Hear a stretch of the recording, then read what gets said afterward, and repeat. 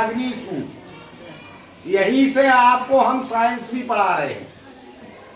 तो आपने ऋग्वेद के अग्नि सूक्त से क्या क्या सीख लिया, पहले वो समझो। अगर जितना सीख लिया उतना समझ लोगे तभी अगली बात समझ में आएगी। जितना सीख लिया है उतना ध्यान नहीं रखोगे तो अगली बात समझ में आने वाली नहीं। तो 2 मंत्र आपने सीख लिए, लगभग दोनों मंत्र आपको याद भी हो चुके हैं, हल्के हल्के। हो सके तो उनको याद कर लो। पहले मंत्र से आपने क्या सीखा, आज हमने व्याख्या करके वर्ड मीनिंग के हिसाब से बता दिया है। अब उतना बताएंगे तो वहीं पे घूमते रह जाएंगे, आगे नहीं बढ़ पाएंगे। इसलिए अब केवल इतना समझना है कि हमने सीख क्या लिया। उतना नहीं समझेंगे तो अगला समझ में नहीं आएगा। इसलिए हल्का सा वहां से क्या क्या सीख लिया ये जान के ही तीसरे मंत्र पे आना पड़ेगा। फिर तीनों मंत्र में क्या सीख लिया ये समझ के चौथे पे आना पड़ेगा। इस तरह से क्रम से चलेंगे सारे एक बार में।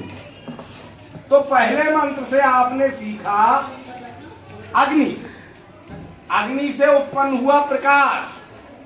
प्रकाश किसी दूसरी चीज पर पड़ के वो भी आंखों में आया और डायरेक्ट वाला भी आंखों में आया। वो उस वस्तु के ज्ञान को लेकर मस्तिष्क के अगले भाग में पहुंचा, उसे कहते हैं अर्क मस्तिष्क, जिसे कहते हैं फॉर ब्रेन। ये अपनी साइंस की बुक में पढ़ोगे, पार्ट्स ऑफ ब्रेन, मस्तिष्क के भाग आपकी साइंस की बुक में है। तो आंखों से जिस वस्तु को आंखों ने देखा उसका ज्ञान साथ में लेकर आंखों में आया प्रकाश अग्नि का, आएगा ना।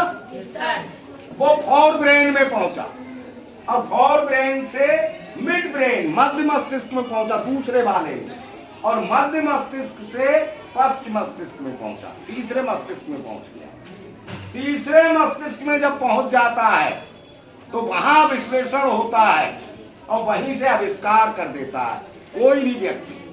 भाई जो वैज्ञानिक बनते हैं वो हम ही तुम में से तो बनते हैं, भगवान बना के थोड़ा ही भेजता है। तो ऐसे ही बनते हैं, वो किसी चीज को देखते हैं, उसका ज्ञान आंखों में प्रकाश के माध्यम से आता है। आंखें से फॉर ब्रेन में भेजती हैं, और ब्रेन इसे मिड ब्रेन में भेज देता है, और मिड ब्रेन इसे एंड ब्रेन पश्चिम मस्तिष्क में भेज देता है, जहां विश्लेषण होता है। और विश्लेषण होके जो तथ्य निकलता है वो आविष्कार कहलाता है। वही आविष्कार एक जब आविष्कार कर दिया तो आविष्कार फिर दूसरे वैज्ञानिक के पास चला जाता है, वो सबके पास पहुंच जाता है। अभी समझा देंगे और अच्छे से। और फिर नया वैज्ञानिक उस ज्ञान को धारण कर लेता है, और इसी प्रकार से फिर वो जो है अग्नि के माध्यम से फिर आंखों में आ जाता है, फिर फॉर ब्रेन, और इस तरह से चक्र बन जाता है। यानी पुराने वैज्ञानिक का ज्ञान नए वैज्ञानिक में पहुंचता है, नया वैज्ञानिक उसमें विश्लेषण करके एक और नया आविष्कार कर देता है, फिर उसका ज्ञान और अगले वैज्ञानिक के पास पहुंचता है, वो उसका विश्लेषण करके फिर नया आविष्कार कर देता है। यहां तक हमने आपको 2 मंत्रों के माध्यम से समझा दिया है। और एक एग्जाम्पल से समझ लीजिए, एग्जाम्पल नहीं दिया है, एग्जाम्पल से समझ लीजिए। मान लीजिए जब पृथ्वी पर सृष्टि बनी, जीव जंतु पैदा हुए, मनुष्य बना, तो जानवर और मनुष्य में कोई अंतर नहीं। जैसे जानवर रहते थे वैसे ही मनुष्य रहता था। लेकिन मनुष्य के पास ये मस्तिष्क के 3 पार्ट थे। कुछ जानवरों में तो केवल फॉर ब्रेन होता है, कुछ जानवरों में केवल आंखों तक ही सीमित रहते हैं, उनमें फॉर ब्रेन भी नहीं होता। कुछ जानवरों में फॉर ब्रेन होता है, कुछ जानवरों में मिड ब्रेन भी होता है, लेकिन एंड ब्रेन केवल मनुष्य के पास होता है, और मनुष्य ही आविष्कार करता है, जानवर कोई आविष्कार नहीं कर पाता है। मिड ब्रेन तक के तो जानवर पाए जाते हैं, पर हाँ एंड ब्रेन वाले जानवर नहीं पाए जाते, केवल मनुष्य। तो मनुष्य भी जानवरों के साथ रहता था, वो भी अपना भोजन और आवास की व्यवस्था करता था। तो सबसे पहले उसने अग्नि देखी। एक होती है खोज और एक होता है आविष्कार। खोज में और आविष्कार में अंतर है। खोज जो मिल जाए, जिसको ढूंढा जाए, आविष्कार जो बनाया जाए। तो अग्नि की खोज हो गई, उसने कहीं पे रगड़ से अग्नि उत्पन्न हो गई होगी और वो किसी जलने वाली चीज पर उसकी चिंगारी गिरी होगी, फिर आग लग गई होगी, और जब आग लग गई होगी तो वहां कुछ चीजें जल भी गई होंगी। तो मनुष्य भी पहले मांस खाता था, जैसे जानवर कच्चा मांस खाते हैं वैसे मनुष्य भी कच्चा ही मांस खाता था। सब्जी वगैरह भी खाता था, सब्जी फल वगैरह भी खाता था, वो भी कच्चे ही खाता था। अब मान लीजिए, सोच लीजिए, केवल मान लीजिए उस आग में कोई आलू जल गया होगा, भुन गया होगा, तो पहले कच्चा खाता था, अब उसने उस आलू को खाया होगा तो उसे स्वाद लगा होगा या नहीं लगा होगा। तब उसने फिर इतना ज्ञान प्राप्त कर लिया होगा कि अग्नि से अग्नि जलाई जा सकती है। तभी उसने अग्नि का संग्रह करना शुरू कर दिया होगा और अपने सब्जियों को या मांस को या कोई भी खाने की चीज को अग्नि में पका पका के खाना शुरू कर दिया होगा।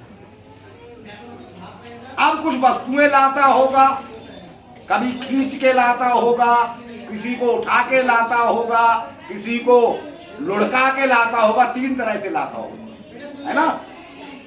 यहां से अब देखना, तो ये सब काम करता था वो फॉर ब्रेन। फॉर ब्रेन में ये इस तरह के काम होते थे। अब ये ज्ञान जब उसका मिड ब्रेन में पहुंचा, तब उसने देखा कि जब हम वस्तु को उठाते हैं तब हमारे शरीर पर ज्यादा वजन पड़ता है, खींचते हैं तो थोड़ा कम पड़ता है और लुढ़काते हैं तो और कम पड़ता है। ये बात उसकी समझ में आई हो या नहीं? तभी उसने पहिए का आविष्कार कर दिया, लुढ़काने वाले का, क्योंकि लुढ़काने में सबसे कम ताकत खर्च हो रही है ना। अब ये जो आविष्कार हुआ वो उसका हेड ब्रेन में हुआ। नहीं समझे बात? समझ गए? अब चला तो यहीं से फॉर ब्रेन से ही कि खींचा, आंखों ने देखा प्रकाश, वहां से फिर उसने वस्तुओं को लगाना शुरू किया और ब्रेन में, मतलब हेड ब्रेन में आके उसने पहिए का आविष्कार कर लिया। समझ गए बात है? नहीं समझ रहे हो? या केवल यहीं से रिफ्लेक्ट कर रहे हो? यहां से रिफ्लेक्ट मत करो, इसे फॉर ब्रेन में आने दो, जो हम बात समझा रहे हैं। फॉर ब्रेन में लाके फिर मिड ब्रेन में पहुंचाओ, शांत होके एकांत में बैठ के मिड ब्रेन में पहुंचेगा कि सर जी ने हमें क्या समझाया था, क्या सिखाया था। तब फिर हेड ब्रेन में ले जाके आविष्कार।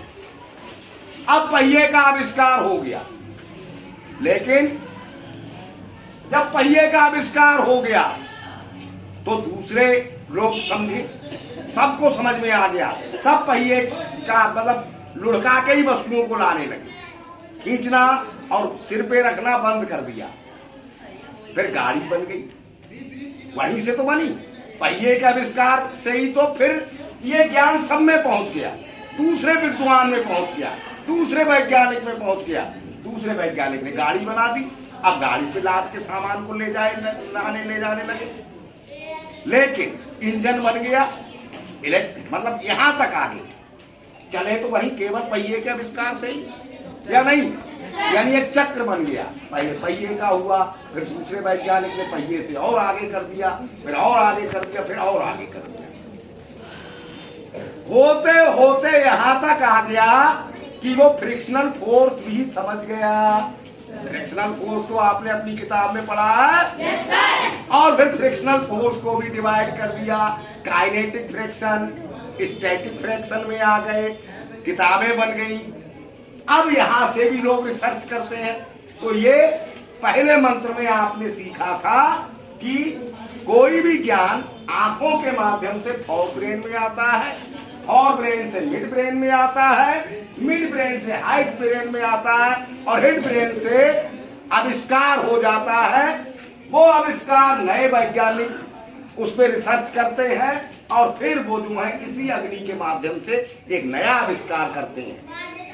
यहां तक आपने समझ लिया पहले मंत्र से। अब दूसरे मंत्र ने आपको सिखाया पुराने वैज्ञानिक के ज्ञान के विश्लेषण से नए वैज्ञानिकों द्वारा नए नए आविष्कारों के अनगिनत सुंदर दृश्यों का बनना। पुराने वैज्ञानिक ने जो चमत्कार किया उसका विश्लेषण करके नए वैज्ञानिक ने चमत्कार किया। इस तरह से ये क्रम चलता चला गया और चमत्कारों के अनगिनत दृश्य हमारे सामने आ गए या नहीं आ गए? आगे समझ में बात? अब तीसरा मंत्र आराम से समझ में आ जाए। अगर ये दो मंत्र समझ में नहीं आए होते तो तीसरा मंत्र भी समझ में नहीं आता। तीसरा मंत्र क्या कह रहा है आप लोग भी बोलेंगे, फिर इसका अर्थ समझाएंगे, फिर इसका संदेश। अग्नि नारैमस अन्वत होश में दिवे दिवे यशसं वीरवत्तमम् अग्नि नारैमस अन्वत होश में दिवे दिवे यशसं वीरवत्तमम्। अब इसका जो शब्दों के हिसाब से अर्थ है वो हुआ हे निरंतर वृद्धि करने वाले अग्निदेव। रैम माने वृद्धि करना, अनवत का मतलब अनवरत, अनवरत का मतलब होता है निरंतर। हे निरंतर वृद्धि करने वाले अग्निदेव, आप भाई बंधुओं पुत्र पौत्रों को पोषण करके उनको यशस्वी बनाने वाले हो। ये तो शाब्दिक अर्थ हो गया। अब लोग शब्द शाब्दिक अर्थ को ही समझ के अग्नि की प्रार्थना हाथ जोड़ के कर लेते भगवान, जबकि ऐसा नहीं है। ये संदेश कुछ और दे रहा। ये मंत्र इन्हीं दो के संदेश के आधार पर अब समझो। निरंतर वृद्धि किसमें होती है? इन दो मंत्रों के आधार पे अब बताओ। आप फॉर ब्रेन से मिड ब्रेन में आ जाओ और बताओ निरंतर वृद्धि किस चीज में होती है अग्नि से? हेड ब्रेन में तो पहुंचती है। वृद्धि होती किस चीज में? अग्निदेव किस चीज की वृद्धि कर देते हैं? आविष्कारों में। अभी समझाया था ना, एक आविष्कार, एक से दूसरा, दूसरे से तीसरा, चौथा, सुंदर दृश्य बन जाते हैं। नहीं पहुंचे मिड ब्रेन तक ही। अगर मिड ब्रेन केवल यहीं पे और ब्रेन से ही लौट रहे, अभी समझाया था ना। तो अग्निदेव किस चीज में वृद्धि करते हैं? आविष्कारों में वृद्धि करते हैं। तो यहां पर हम समझ लेते हैं कि हमारी धन दौलत में वृद्धि करते हैं। धन दौलत में तो अपने आप हो जाती है भाई। सुख सुविधाएं किसी आविष्कार से ही तो मिलती है हमें। हमें आराम, पैसा आपके पास हो, धन आपके पास हो और आप गाड़ी नहीं खरीदो तो क्या रुपए आपको थोड़ी गाड़ी का आनंद दे देंगे या दे देंगे? गाड़ी का आविष्कार महत्वपूर्ण है आपकी धन दौलत से ज्यादा, है ना। गाड़ी होगी तभी तो खरीदोगे। अब गाड़ी बनी ही नहीं है, पैसा बहुतेरा रखा है, गाड़ी का आविष्कार ही नहीं हुआ तो चलना तो पैदल ही पड़ेगा या नहीं? हवाई जहाज बना ही नहीं, हवाई जहाज में उड़ने का मन है, रुपए पैसे धन संपत्ति बहुतेरी है, जब उसका आविष्कार ही नहीं हुआ है तो उसका कहां से आनंद ले पाओगे, है ना। तो वृद्धि आविष्कार मेन है। आविष्कार होगा तो धन दौलत तो अपने आप आ जाएगी।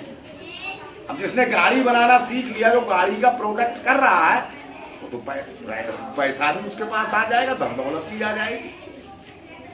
तो अग्निदेव मनुष्य के में चमत्कार करने की क्षमता की वृद्धि करने वाले, यानी आविष्कार करने की वृद्धि करने वाले कि मनुष्य आविष्कार कर सके, इसमें सहायक है। करते हैं या नहीं?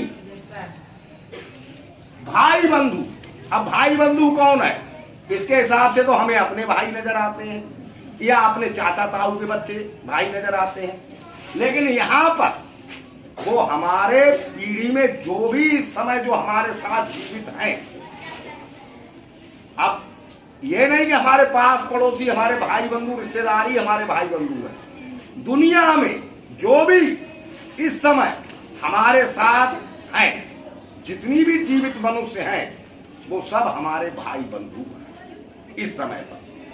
तो उनके यश में वृद्धि हो रही है या नहीं हो रही है? अब हमारे बाद जो नई पीढ़ी आएगी वो हमारे पुत्रों के समान होगी, नहीं समझे?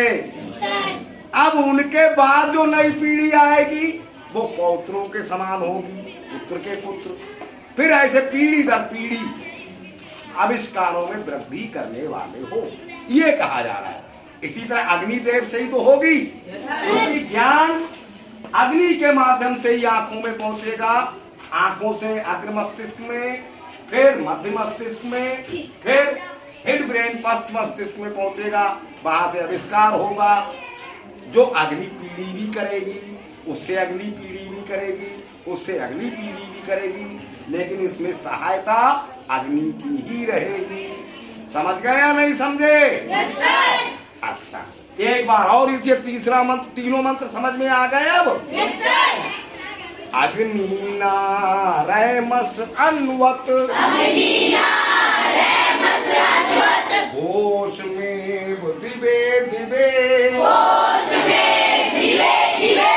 यश संवीर पातमम,